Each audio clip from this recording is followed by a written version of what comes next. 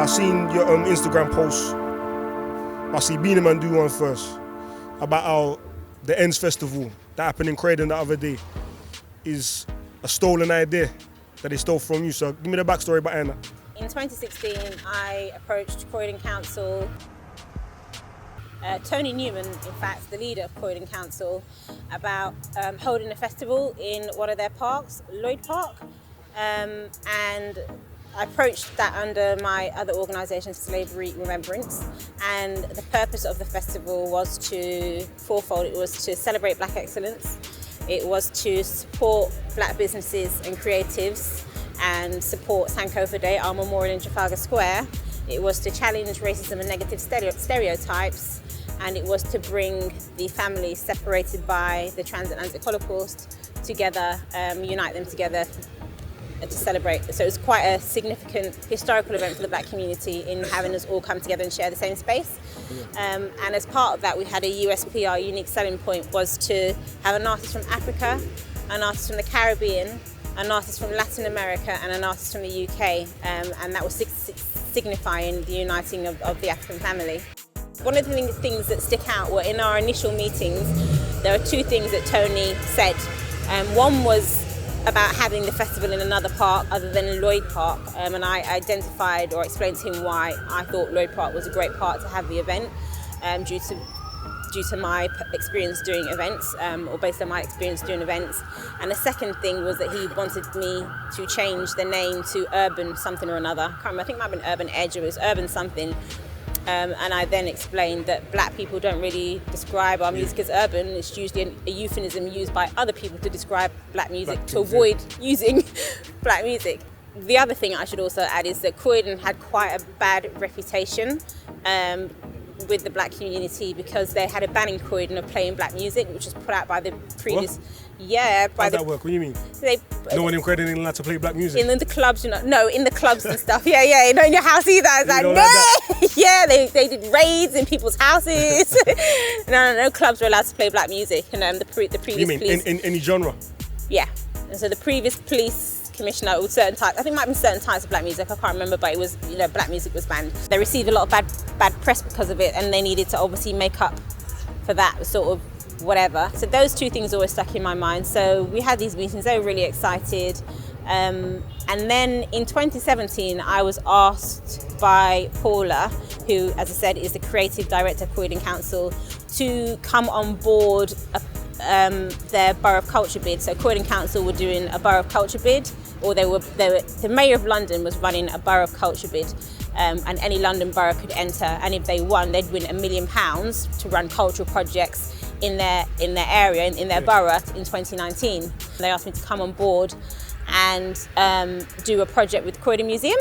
By joining that their Borough of Culture bid, I was then sent a list of all the projects that were being proposed to happen in Croydon. But this is what I was confused about. Did they ask you personally, or they asked you through way of your company? Paula asked me personally. I'm saying she was under already aware of KIN. Under who? KIN. So KIN is another organisation that runs community empowering, connecting communities. So it's about connecting community irrespective of race, age, gender, whatever. It's just about connecting communities with connecting people with people. Okay. So Paula, if you listen, I had meetings with Paula already about the festival I wanted to do. Because this is the image I had in my mind, that she reached out to this company not knowing that... No, she reached out to me personally. I see now. She reached out to me personally.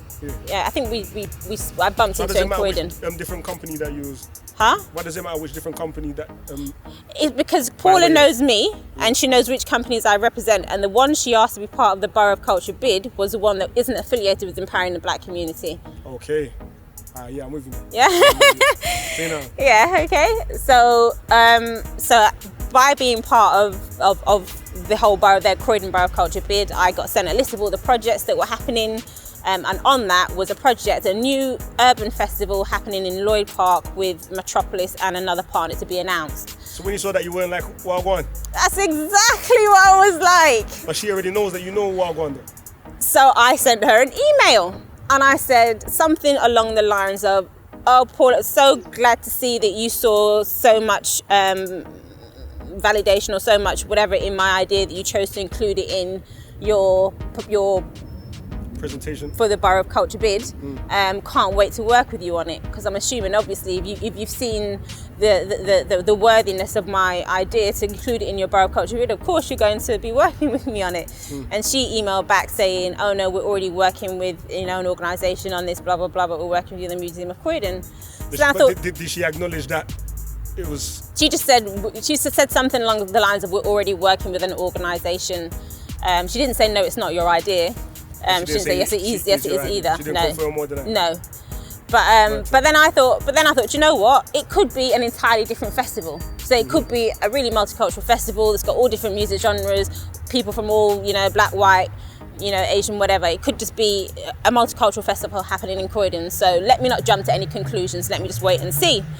And then in November of 2017, so just before I got another.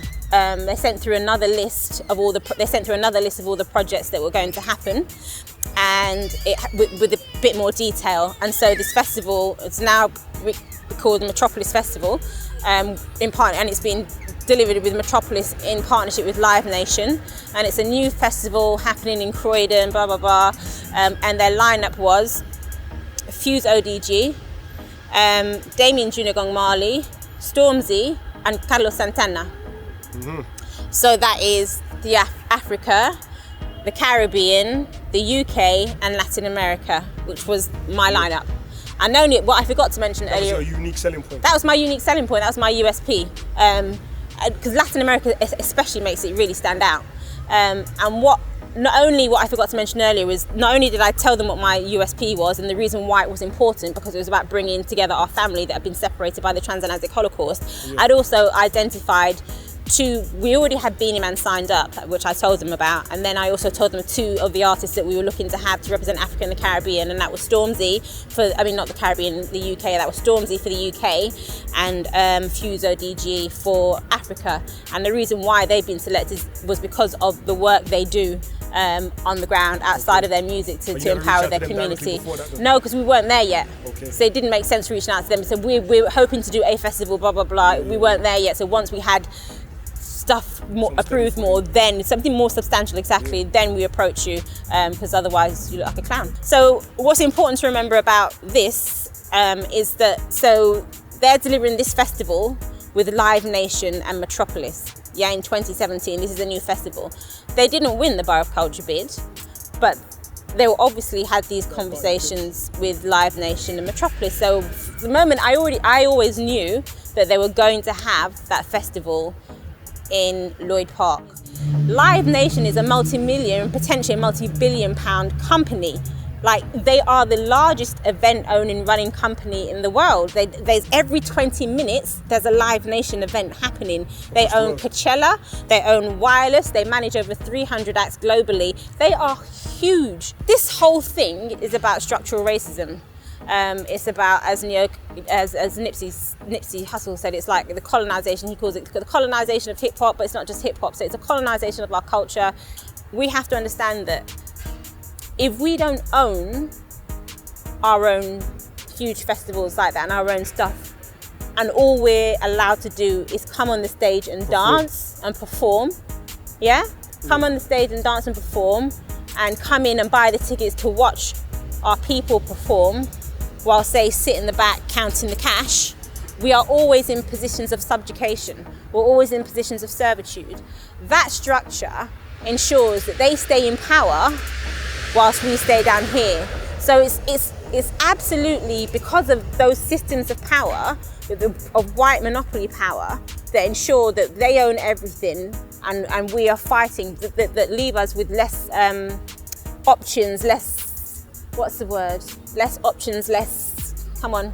Your options, man. That's the word, isn't it? No, there's another word, but anyway. So opportunities, that's what it is. So they're leaving us with less opportunities, and leaving our children with less opportunities. And that's what my tribe is about. And that's exactly what my tribe is about. And that's why we're coming into formation, is to be able to fund and support our own, because we are being squeezed out left, right, and centre of owning anything, and even when it comes to our own culture. Like there's a saying, love black culture but hate black people.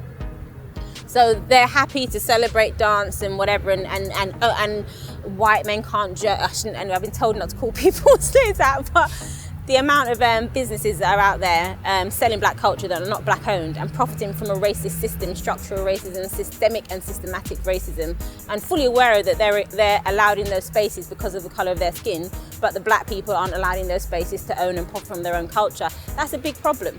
And then what happens is they'll bring in black staff or black people, black promoters like Live Nation a lot of the time partners up now, especially with black events, with black promoters. One, because it's reaching their target audience who they're trying to get to come to these events, and two, because it gives them more authenticity, because what's happening is, you're saying in the impression of the people that are yeah, going to the event, they think it's black owned. Black run thing. Yeah, because black people are now more and more starting to look to see if it's black owned or not, and Live Nation are on this, so they partner with these black promoters. Like, I've had so many posts of people saying, and whatever, saying, oh, I thought this was a black, like the Ends Festival, I thought this was a black owned event. I thought, because people don't really look beyond but Live Nation are aware that this is kind of a big thing, black ownership and owning our own stuff. And so they're partnering with these black promoters, which is great for the promoters, and there's no shade on them. There's no shade on the promoters, because they have no choice but to partner with.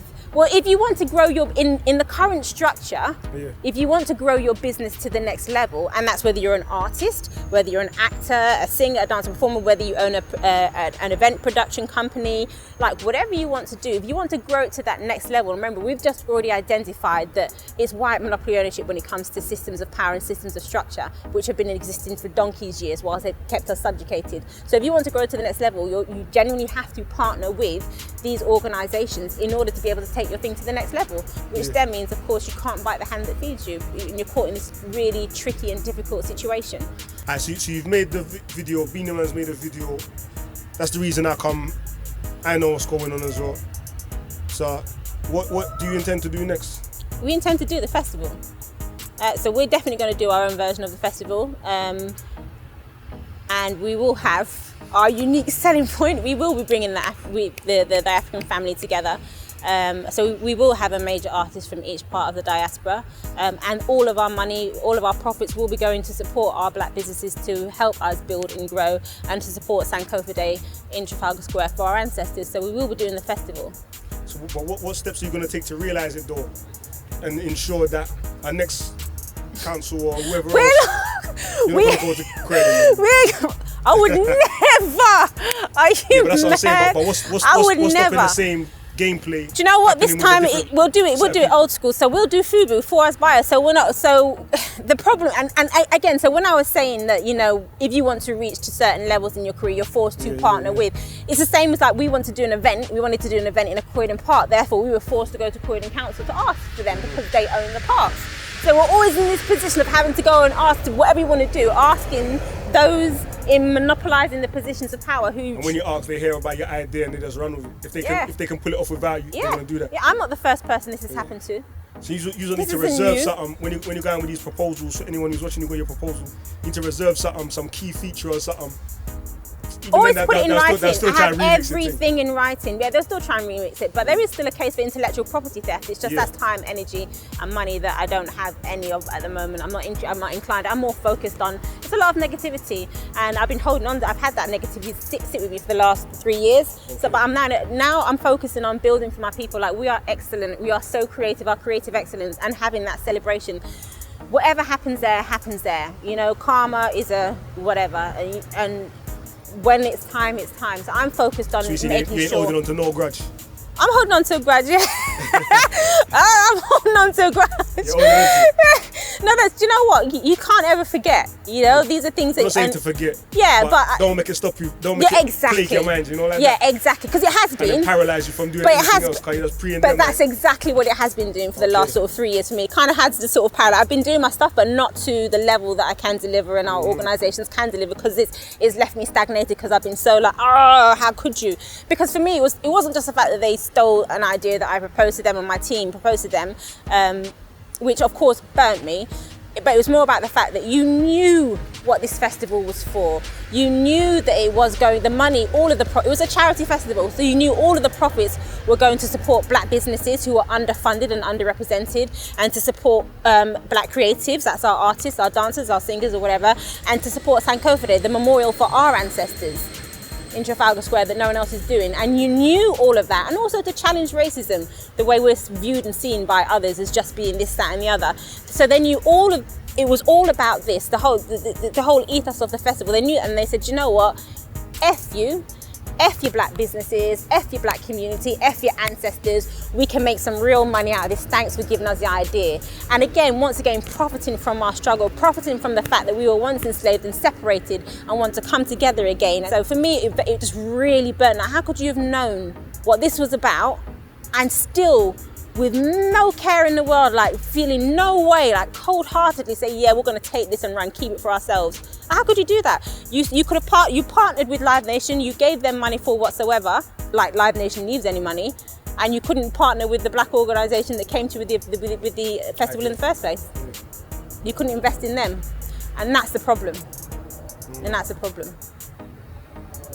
Yeah, my thing. So what do you want people that's concerned about this scenario, the situation, to do? So we are absolutely committed to delivering the festival, and with the same ethos of funding our black businesses and our memorial for our ancestors, with all the profits that are made, and celebrating black excellence.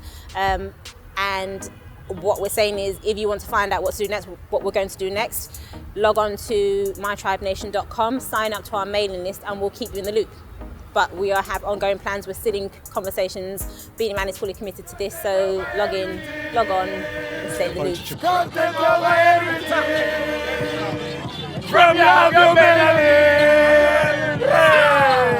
Man, say it straight. Man, don't listen to BBC. Man, don't listen to ITV. What I don't understand, Listen. if they're biting your idea and they know that, why are they involving you in the organising of it? I don't understand that. I can't answer that. That's a question you'd have to ask them. That really is a question you'd have to ask them. Man, just listen to COE. Man, just listen to COE.